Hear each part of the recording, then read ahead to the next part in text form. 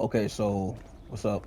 I'm about to make a video on aim assist and curve settings. There's a lot of videos on the internet already, on YouTube and shit, talking about that, and they're good.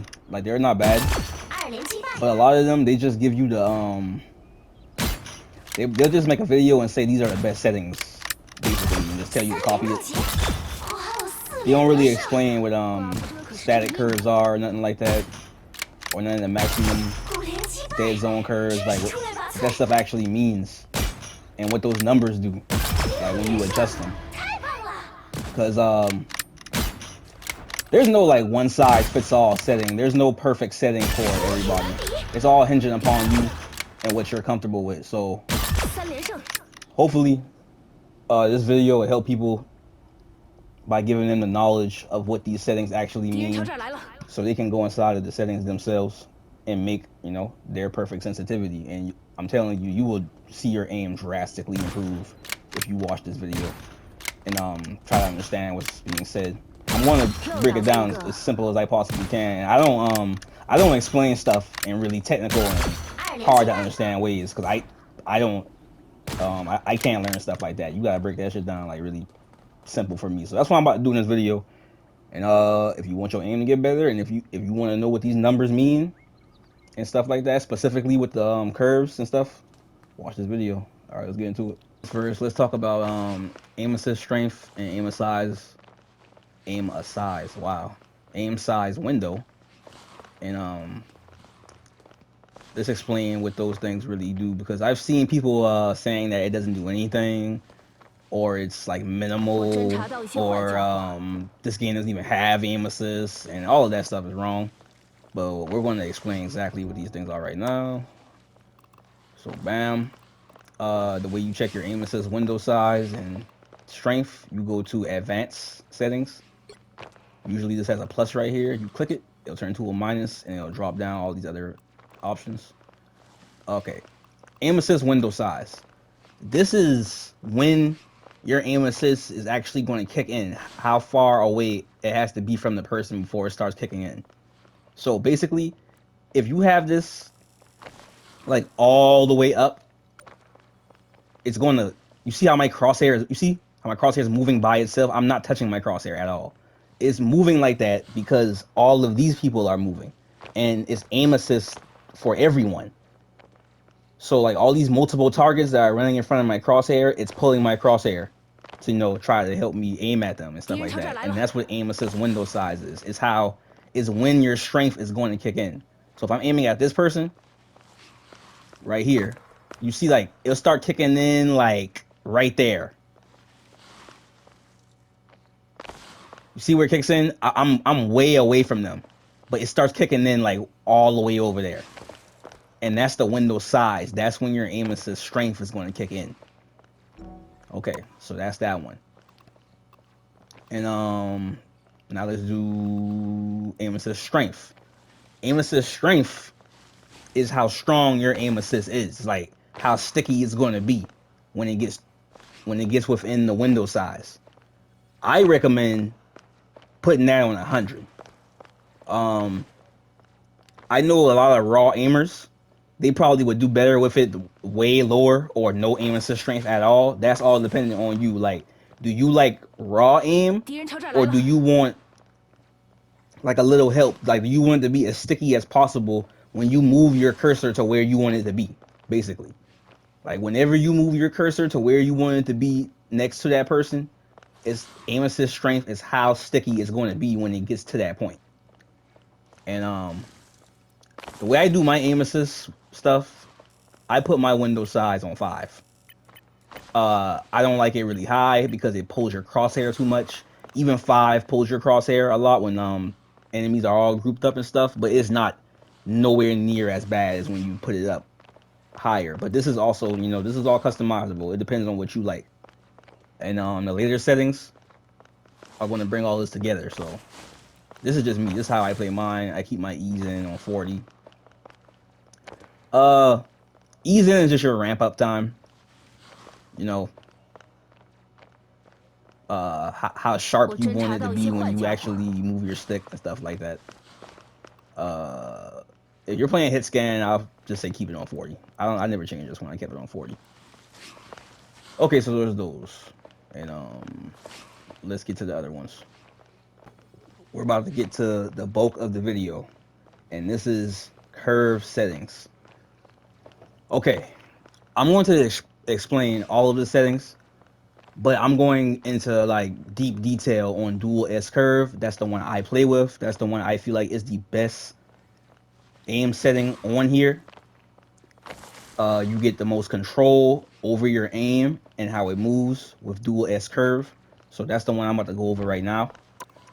And let's go. Wait, I'm going to explain all the other curves real quick. Okay, so you got linear curve. A linear curve is just raw aim. It's raw stick aim. Like, it doesn't have all the extra advanced aim settings because it's all hinging upon horizontal and vertical and your dead zones. That's it.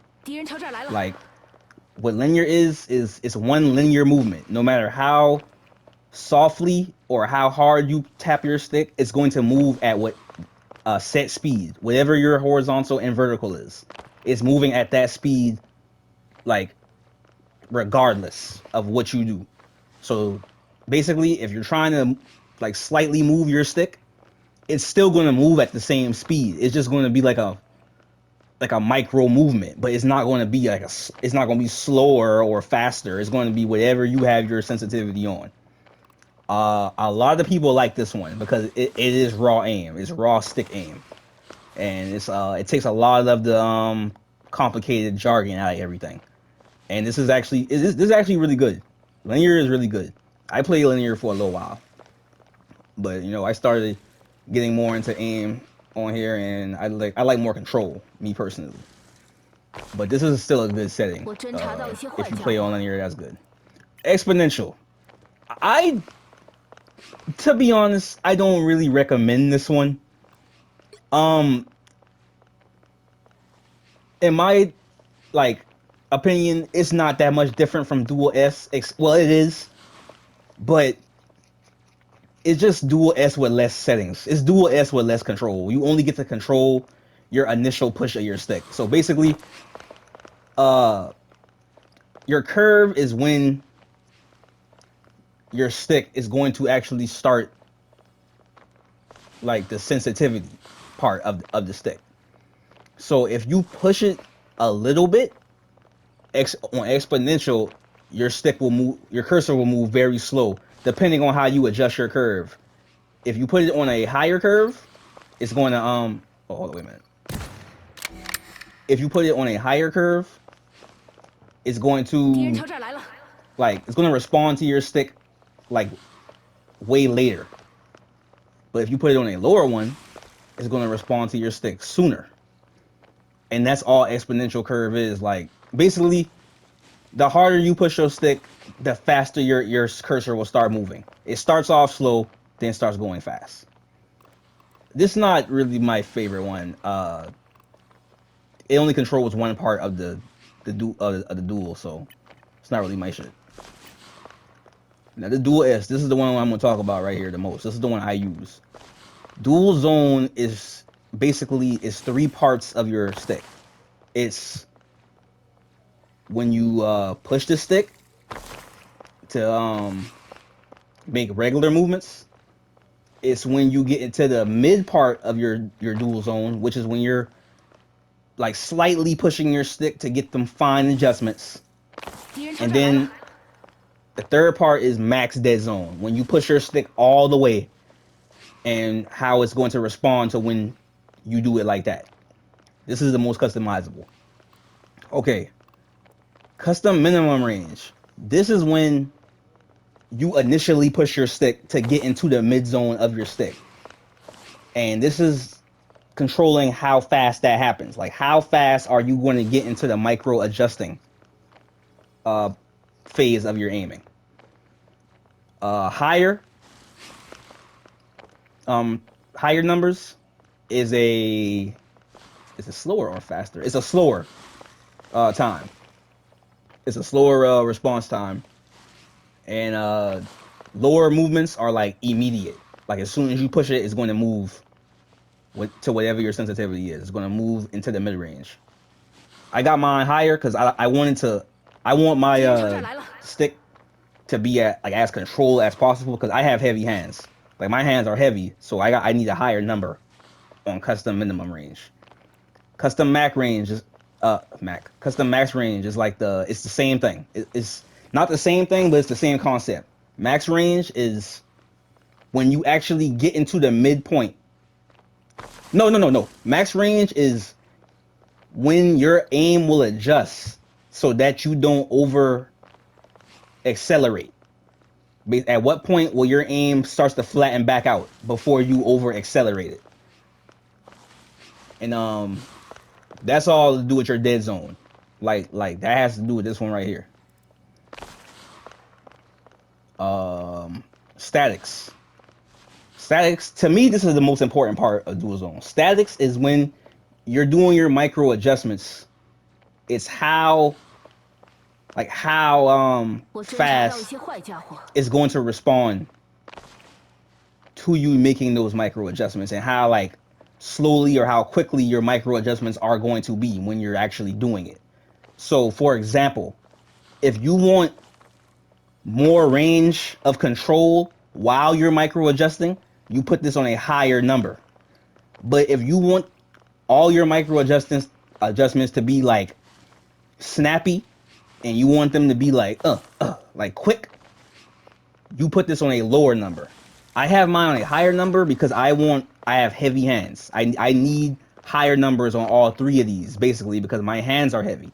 And that's a good way to think about it right there. Are you heavy-handed or are your nerves pretty stable? If you have really good nerves, you won't need these to be as high. You won't need none of these to be really that high, except for the ones you want to customize specifically. But if you more heavy-handed, you definitely want your statics to be higher, and you want your custom minimum range to be higher. If you are heavy-handed, max range is dead zone. This is when your aim flattens back out so you don't over extend or over excel. Okay, now custom maximum dual zone curve. This is, what is this again? Oh yeah, this is how fast your stick is going to move when you push it all the way. Like when you're applying all the pressure on your stick, this is how fast it moves. So if you want it to move really fast, you put it high. If you want it to move really slow or slower, you put it lower. But that's only when you're pushing your stick all the way. Okay. And these ones have a lot to do with how how quick it's going to respond when you're pushing your stick all the way. And these are like, this is so customizable. Like you can customize your aim really, really well like this. And if you like just take the time to mess with it, it don't take long. It's not hard. All you have to do is get in the range and do it. And it's gonna be like apparent to you what numbers you have to change. These numbers are just if you have stick drift. If you have no stick drift, put it on 0. If you have a slight stick drift, I would say put it on 3, or don't go no higher than 5. I even think 5 is too high, but if your stick drift is that bad, then you put it on 5. I got like slight stick drift, like kinda. So I put mine on 3. Dead zone sensitivity boost, that's just like it adds extra sensitivity boost to when you're at your max dead zone. So when you're pushing your stick all the way, it's gonna like add like an extra boost to that. So you can spin around really, really fast. I got that on 100.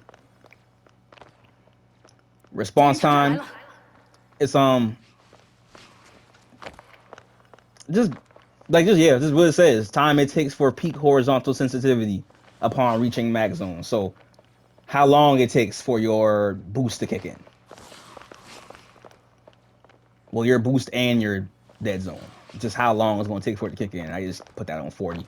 Well, I put that on 40 because I don't want it to take long, but I don't want it to be instant either because it can be really jarring if if your shit kicks in really fast and you weren't ready for that. So I put mine on 40. I think that's good for me.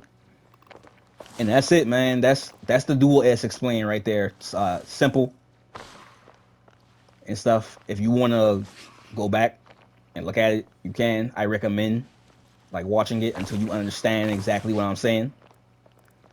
I might not be explaining it in the very best, most technical way, but I think I explained it in the most simple way. And yeah, that's it right there, man. This shit improved my aim a lot. Like I was already like decent at aiming, but this right here just helped me a whole lot with the control of how is like just how I wanted to feel when I'm shooting. And a lot of people say that it don't even help or it's not much. That couldn't be further from the truth. And I'm missing a lot right now because I'm talking. But yeah, dog, like I be in games dropping like 50 plus with Black Widow and Hella. And, oh, Hella, I go crazy with Hella. I don't even like playing with Hella because it's boring. I only play Hella in comp. Like only when I really want to win, I'll pick up Hella.